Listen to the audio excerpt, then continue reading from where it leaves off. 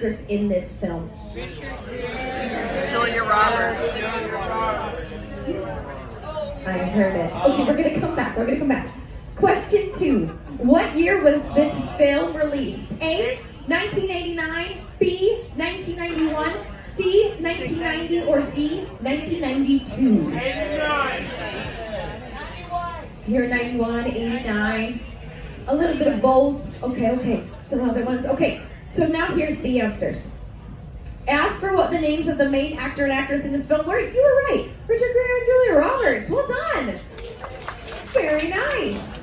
Okay, we heard multiple answers on what year this film was released, but it was 1990.